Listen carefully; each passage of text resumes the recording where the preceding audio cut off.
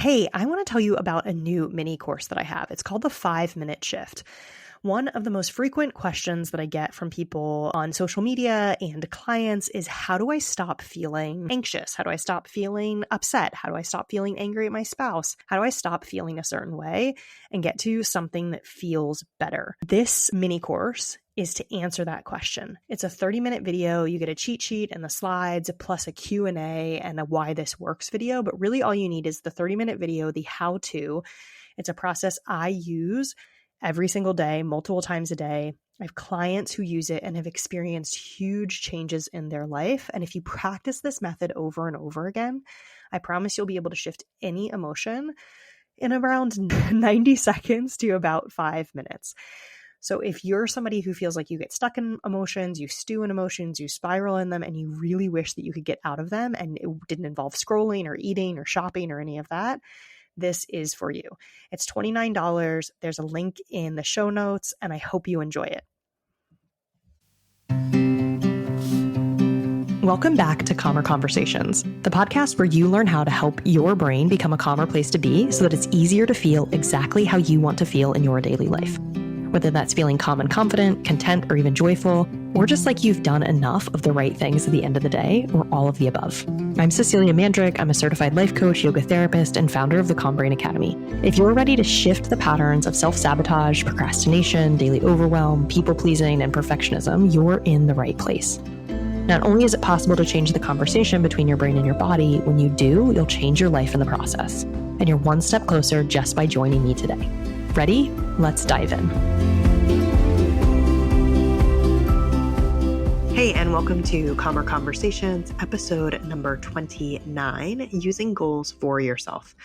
Okay, so last week we talked a little bit about goals, and I brought up this whole part in the beginning about how sometimes we don't use goals to support ourselves in growing. We instead use goals as a way to feel a certain way, to kind of be more perfect, to be the person we think we're supposed to be.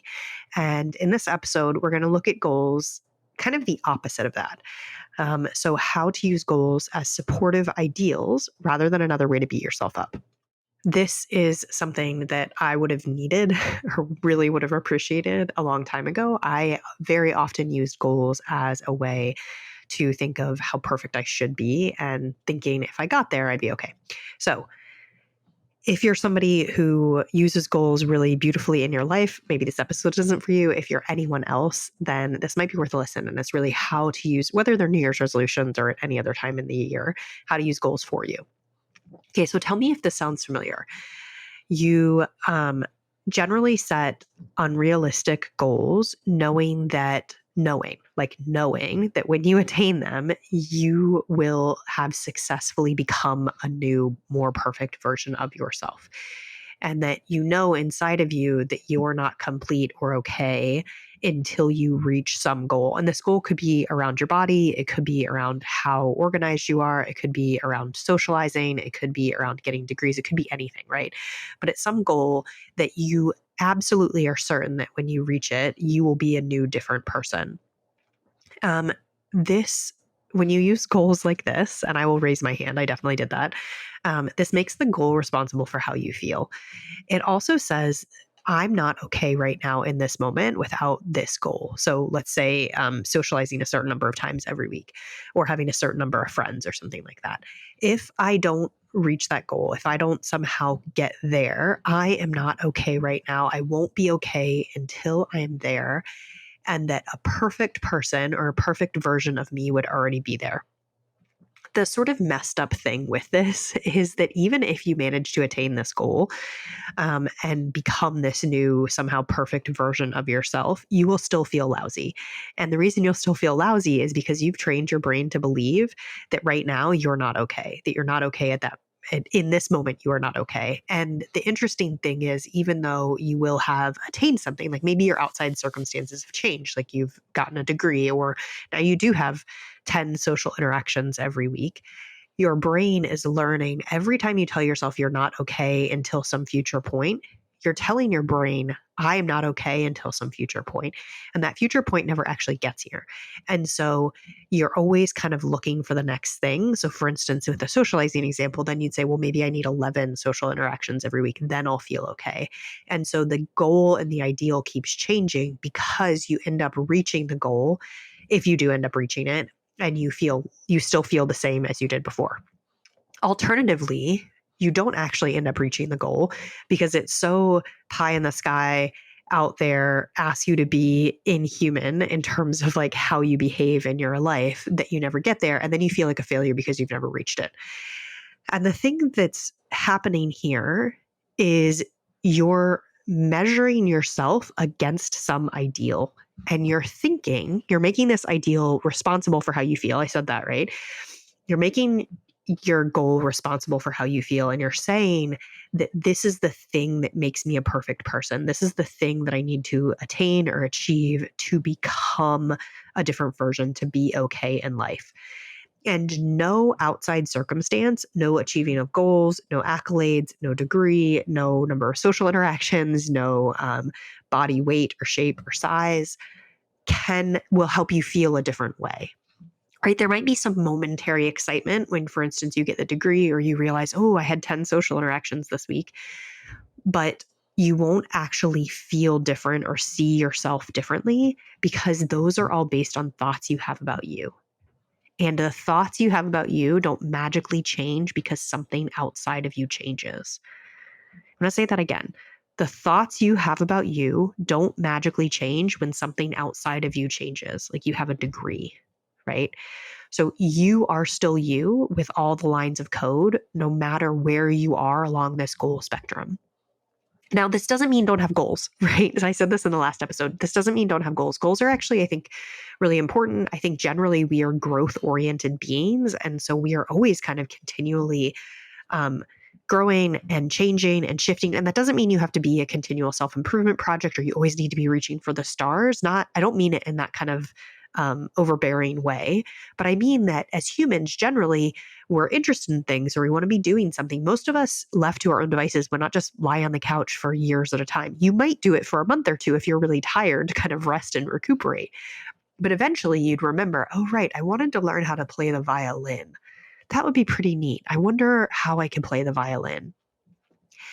But so I'm not saying don't have goals, right? But we need to use them in a different way. So what does it look like to have goals that actually support you in growing? Well, they might actually look kind of similar, right? So for instance, it might be, I would like to have more social interactions in our life. But instead of saying, I'm going to force myself to get there through willpower, and once I get there, I think I'm going to feel okay. What I want you to do instead is to ask how now, right? Wherever you are now, you can have like a practice of self-acceptance too, which that's a whole nother episode, because you are okay right now, right? Even though you haven't reached your goal, you are okay. You're totally worthy, lovable, all these things. You don't have to achieve anything to have those. Those are inherent in you as a person. So in case nobody has said that to you today, you are entirely worthy and lovable and amazing exactly as you are, even if you never reach or attain another goal in your life. So we start from that place, and then you ask, okay, if I do maybe want to change the shape of my body in some way, why do I want to do that? And how do I think I'm going to feel when I get there? And maybe in that case, it's strong because you've been lifting weights and you want to put on muscle of some kind. And so you're thinking, okay, when I finally get there, I'm going to feel strong. I'm going to feel proud of myself. And maybe I'm also going to feel successful or confident in how my body looks. Those are really crucial. Those are actually one of the most important things about your goal, right? So you take those, you have your ideal, that's the goal. So maybe it's like, I don't know, it's been a while since I've lifted weights, but maybe it's like putting on a certain percentage of muscle mass or a certain amount of pounds of muscle mass. Or maybe you want your arms to look a certain way, which sometimes that's harder to attain given your own physique. But let's say it's like pounds of muscle mass, right? So you're putting on, that's what you want to do. And you think when you get there, you're going to feel proud and you're going to feel strong. Okay, we have the ideal. That's the amount of pounds you want to put on of muscle mass and maybe how you think you might look. And then you have how you think you're going to feel. And that's proud and strong. And then you need to think about, where are you starting? And so for this one, it's easy because you can say like, well, I'm weigh this, or in my muscles, maybe you can do some measurement of your muscle mass. That's where you're starting. Now, as you go along each day, you're setting goals, this goal that you're working towards, and you might even ask yourself, how do I want to start to reach that? And maybe it's working with a trainer, maybe it's signing up for some program that you found online, maybe it's, digging up all your old college weightlifting manuals and using those, whatever it is, having your kind of process of how you're going to get there. But then instead of relying on that process to make you feel a certain way or change how you think, you're going to intentionally start thinking thoughts about who you might be when you're already at this goal. When you already feel proud and strong, how would you talk to yourself? What would you say to yourself? How would you feel at the end of each lift? How would you feel at the end of each day? How would you report on your workouts? And you're going to start practicing that now. So you're going to start to bring the feelings of proud and strong into your life in this moment where you are right now, so that you can start to feel proud and strong all the way up to your goals. The flip side of this is you have to look at your nervous system states and your old thoughts that are getting in the way of you feeling proud and strong. That's kind of beyond the scope of this podcast, but that's something that you could do in coaching. It's something we can approach in another episode. But really, it's understanding, okay, how would I talk to myself if I was already at that goal? And if I was already there, what would this goal look like? If I knew that I wasn't going to be a brand new person magically on some day in the future, but I could actually live into becoming a new person every day along the way, how would I talk myself? How would I talk to myself? How would I treat myself? How would I be showing up in this moment? And if you can start to bring those feelings of pride and those feelings of strength into your everyday, and perhaps, for instance, look back at your day and tell a story of feeling proud and strong, really feel into those feelings, you'll shift how you see yourself and how you feel about yourself. And it's very likely that you will reach the ideal. Maybe you won't. Maybe you can't put on 20 pounds of muscle mass. Maybe that's just not physiologically possible for you. I don't know. I'm not actually a weightlifter. But instead of looking at your ideal and saying how you're falling short every day, you're looking at where you started. You're talking to yourself as if the goal is inevitable.